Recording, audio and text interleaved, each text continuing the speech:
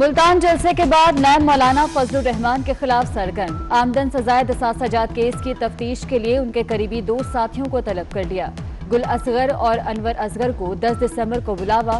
دونوں کو مولانا فضل الرحمان کیس میں انکوائری کے لیے بلایا گیا ہے۔ حکومت سے کسی قسم کے مذاکرات نہیں ہوں گے، مولانا فضل الرحمان کا دو ٹوک اعلان۔ کہتے ہیں حکومت کے ریٹ ختم ہو چکی، حکمران سارے معاملات سے لا تعلق ہو چکے ہیں، حکومت کو عوام نظر نہیں آتے تو جلسہ کیا نظر آئے گا۔ ملتان جلسے کے منتظمین کے خلاف مقدمہ درج ہوگا، معاون خصوصی فردوس عاشق اوان نے بتا دیا۔ کہتی ہیں کل راج کماری کی تقریر کے دوران آگ لگنے کی تحقیقات کر لی گئی، آگ نون لیگ کے رہنما کی آتش بازی سے لگی۔ پی ٹی ایم کا 13 دسمبر کو لاہور میں پاور شو، انتظامیہ کا جلسے کی اجازت دینے سے انکار، حکومت اجازت دے یا نہ دے جلسہ تو ہوگا، طلال چودھری کا حکومت کو پیغام۔ سابق صدر آصف علی زرداری کا پیپلز پارٹی کے یوم تاسیس کے جلسے میں شرکت پر پی ٹی ایم قیادت سے اظہار تشکر، تمام سیاسی کارکنان کو سلام، کہا ثابت ہو گیا کارکن لاٹھی، گولی اور جیل سے نہیں ڈرتے، پارلیمنٹ کی بالادستی اور آئین کی حکمرانی کی جدوجہد کامیاب ہوگی۔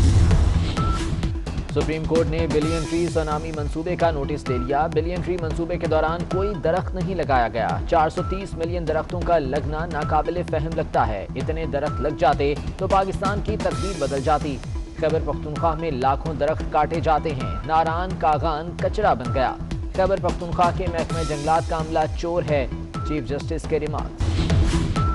پنجاب حکومت نے شہباز شریف اور حمزہ شہباز کی پیرول پر رہائی کی مدت بڑھانے کی درخواست مسترد کر دی، فردوس عاشق اوان کا کہنا ہے کہ پیرول انسانی ہمدردی پر دیا، ماں کی میت پر سیاسی گٹھ جوڑ کی اجازت نہیں دیں گے، پیرول کی مدت بڑھانے کی درخواست دینی ہی نہیں چاہیے۔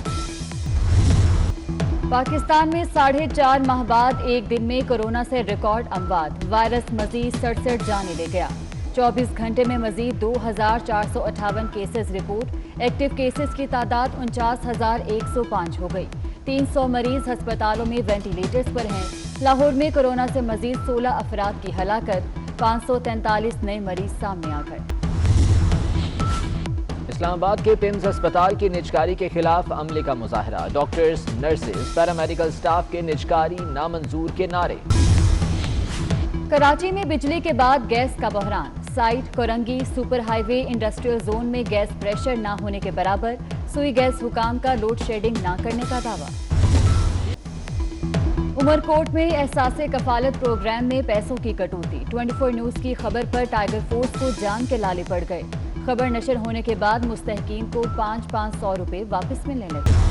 ہم ہیں 24 نیوز، ہم ہیں پاکستان اور عوام کی آواز، 3 ماہ کی بندش کے بعد 24 نیوز کا دوبارہ آغاز، نئے عزم، نئے ولولے اور نئے جوش کے ساتھ، ہم پہلے کبھی جھکے تھے نہ کبھی جھکیں گے، پاکستان کی زبان کوئی بند کر سکتا ہے نہ کوئی عوام سے سچ جاننے کا حق چھین سکتا ہے، ہم سچ بولیں گے اور ڈنکے کی چوٹ پر بولیں گے، ہم لائیں گے حقائق ثبوت کے ساتھ سب کے سامنے، سچ جاننا سب کا حق اور سچ دکھانا ہمارا فرض۔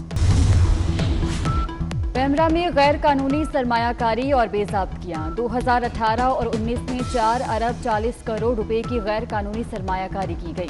ملازمین کو موبائل الاؤنس کی مد میں 65 لاکھ روپے کی ادائیگی، 29 کروڑ 78 لاکھ روپے کا عید بونس اور اعزازیہ دیا گیا، آڈٹ رپورٹ میں بھانڈا پھوٹ گیا، آڈٹ حکام نے پیمرا کا جواب مسترد کر دیا، ذمہ داروں کا تعین کرنے کی ہدایت۔ ایڈز دنیا میں چوتھی بڑی بیماری، 4 کروڑ سے زائد افراد متاثر، پاکستان میں ایڈز کے مریضوں کی تعداد 75% بڑھ گئی، دنیا بھر میں آج ایڈز سے بچاؤ اور آگاہی کا دن منایا جا رہا۔ نیوزی لینڈ میں پاکستانی اسکواڈ کے 42 کھلاڑیوں اور ٹیم آفیشلز کے کورونا ٹیسٹ منفی آ گئے، ایک رکن کا ٹیسٹ آنا باقی، نیوزی لینڈ کے محکمہ صحت نے تاحال قومی ٹیم کو ٹریننگ کی اجازت نہیں دی، فٹنس برقرار رکھنے کے لیے کھلاڑیوں کی ہوٹل کے کمروں میں ہی ٹریننگ۔ قومی کرکٹ ٹیم کے ہیڈ کوچ مصباح الحق کی بطور چیف سلیکٹر مدت ملازمت ختم، نئے چیف سلیکٹر کے لیے سابق ٹیسٹ کرکٹر محمد اکرم مضبوط امیدوار، جنوبی افریقہ کے خلاف سیریز کے لیے ٹیم کا انتخاب نئی سلیکشن کمیٹی کرے گی۔ جنت نظیر وادی سوات کا علاقہ مالم جبہ سیاحوں کی توجہ کا مرکز، حالیہ برف باری سے حسن میں مزید نکھار آ گیا، سیاح بلند و بالا پہاڑوں پر برف کے نظارے دیکھنے پہنچ گئے۔ اداکارہ وینا ملک کے سابق شوہر اسد خٹک بچوں کی جدائی میں رو پڑے. کہتے ہیں بچے 1.5 سال سے باپ کے پیار سے محروم ہیں. وینا یہ نہ سمجھے کہ خاموش ہو چکا ہوں, واپس آ کر بچوں کے لیے وینا ملک سے لڑوں گا.